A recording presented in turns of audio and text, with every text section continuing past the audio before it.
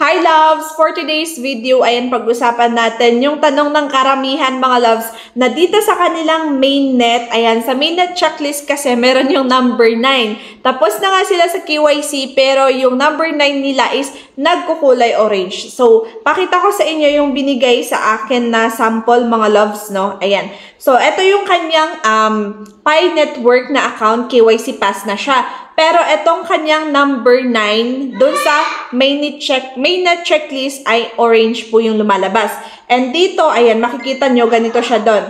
Pero ngayon, may bago na namang update si Pi Network. Ayan, ang lumalabas na ngayon doon is tentative approval po yung kanilang, and congratulations, the decentralized validation step of spatial KYC in your regions. More examinations are necessary before migration to mainnet. Ayan, so tentative approval na naman yung iba na KYC. Yung iba, yung number 9 nila is ganyan po. Migrate to mainnet nila is nag-orange na po. So, ito lang sa observation ko mga loves. Ayan.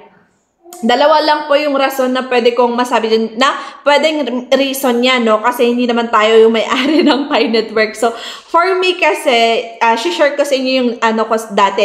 Dati kasi sa akin, nung nag-mainnet checklist ako, year 2022, inisa-isa ko po to. So, from 1 to 9, inisa-isa ko siya that time. And ang ginawa kasi namin, dito sa aking mainnet, kailangan namin, ayan, dinownload ko yung Pi browser, tapos nag-create ako ng wallet. Pero I'm sure okay naman na to sa inyo lahat, no? Nag-lockup configuration ako. So, dun sa lockup ko, 2 weeks lang po kasi yung pinili ko. Kaya siguro sa iba guys, na nag-orange pa rin yung number 9 nila sa migrate mainnet. Kasi baka po yung lockup ninyo, inabot po siya ng 3 months, 6 months, 1 year, 2 years, 3 years po yung gamit nyo sa pag-lockup ng coins ninyo. Eh sa akin kasi 2 weeks. So, 2 weeks, nung binalikan ko, nandun na po sa migration sa aking Pi browser. So, after 2 weeks, and pakita ko sa inyo sa aking Pi browser, no, yung nangyari.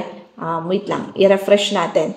Punta tayo sa aking wallet. Pakita ko lang siya sa inyo. Pero walang magpapakita kasi na-unlock ko na siya. So, unlock with fingerprint lang. Sa akin kasi guys, kahit di ko nilagay yung passphrase ko pala dito, na-open siya kasi fingerprint ko lang, okay na. So, pero na-save ko pa rin yung passphrase ko. Pero dapat sa inyo guys, i-save nyo pa rin. Ito yung migrations ko. Nothing to show.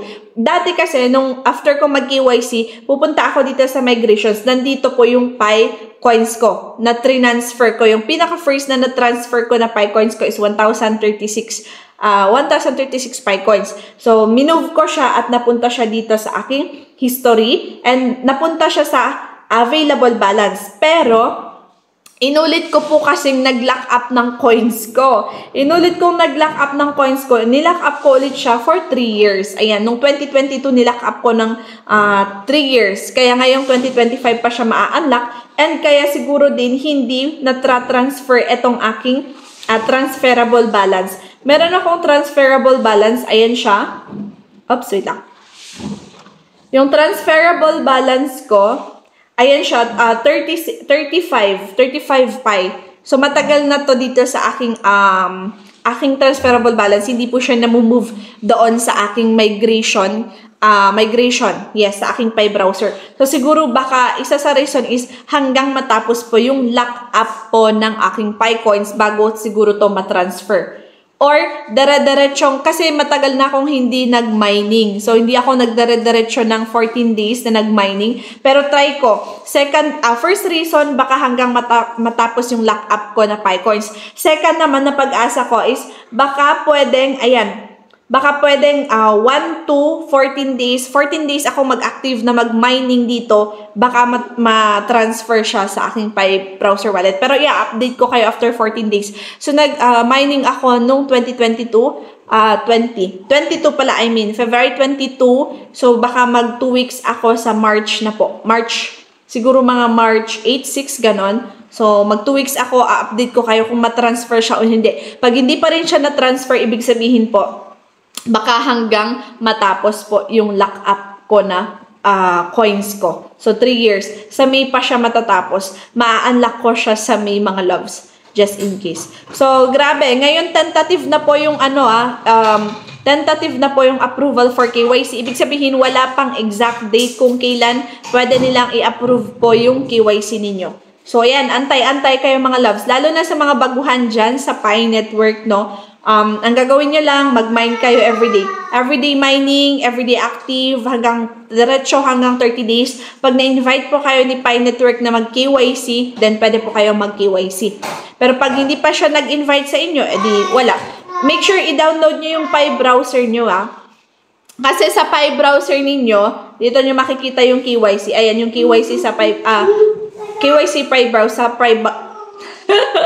sorry, sa Pi browser mga loves. Dito kayo mag-KYC. Sa akin kasi ang magpapakita is isa kasi akong validator sa KYC. Ayan. So, nag-apply ako for isang validator for KYC. Wala kayong makikita dito. So, check my KYC application. Doon na lang tayo, back natin. Ayan. Dito nyo i-check if pwede na kayo makapag-apply mga loves, ha? Ayan, celebrate your KYC status. Ewan ko, walang date kung kailan ako pumasa ng KYC. Pero year 2022 yan. Applied to become validator. Yan, nag-apply na rin ako. So, ganun lang. Antay-antay lang mga loves. Kasi lahat po ng comment section ko, ganun ang tanong. Yung number 9 po nila talaga, hindi po masagutan. Ayan. Orange na orange po yung number 9. So, antay-antay tayo ng 14 days. After 14 days, pag hindi siya na-transfer, ibig sabihin hanggang matapos po yung lock-up ninyo. So, ang daming nag-lock-up ng 3 years. Guys, siguro ngayon nakikita nyo na yung video ko. 2 weeks po ninyo yung lock-up ninyo mga loves. So, punta tayo dun sa may lock-up configuration natin. Yeah, mainnet and then lock-up rate. Ayan, ito, 2 weeks yung pinaka-first. 2 weeks yung piliin nyo. Sa akin kasi dati talagang 3 years, ginanon ko siya. Tapos lock-up percentage ko nun is 100% lang yon. I think 90% pa ata pinili ko. Yan, 90% siguro. Kasi hindi naman lahat is na lock-up. Yan, so 3. So ngayon, lesson learned, diba? So pero okay lang yan. Kasi sa akin, pwede ko na siya ma-unlock ngayong 2025 naman eh. So, okay lang yan. Antay-antay tayo mga loves ha kung ano yung next na mangyayari. Kasi mainit ngayon si Pi Network, si Pi Coins kasi nga taas-baba yung value niya. So, tignan natin sa OKX ko. Bumalik siya dati. $2 siya kanina yung OKX. Tignan natin ngayon. Yung Pi ko, nag-iisa yung Pi ko na nilipat ko. Kasi yun lang natirang Pi ko. Naka-lock up po yung iba. So, okay lang yan. Update ko na lang kayo, guys, ha. Oh, $2 na. $2 na. Oh, ayan, 2.01. Bumalik siya. Pinaka-first na pag-launch ng Pi Coins, ang price po is $1.86. Tumaas siya ng $2. First day pa lang yun. Ayan, bumalik siya. After 5 days, no? After 6 days, bumalik siya sa $2. So, nice. Parang may pag-asa talaga tong tumaas yung kanyang value. Pero still, this is, sa mga mag-hold dyan ng Pi Coins nila, nasa sa inyo na yan, hold at your own risk. Kasi ngayon, pwede nang mag-buy and sell. Pwede nang bumili at mag-sell ng Pi Coins. So, yung iba nag-hold, di ko alam yung iba. Yung iba nag-sell kasi pinaghirapan din nila yan. Pero, for me, hindi ako nag-hold, no? So, tsaka, antayin ko na lang yung aking na-lock up kung anong gagawin ko doon. So, depende sa price ng Pi. Yan, so 932 times $2 natin, yung nandun sa ano ko. Syempre, ano lang to 932 times $2. Magkano ba ang $2? Ang $2 is 57 ang $1 ngayon, no? 57 plus 57. Times 2, 114 times 932, 106,000. Pero pag sa May, ganun pa rin ang presyo. Paano pag mababa, diba? Hindi natin sa sell. Kasi ayan, anyway, yun lang share ko. Mag-comment kayo kung ano pang mga questions dyan. Try nating sagutin yan mga loves. And thank you so much po for watching.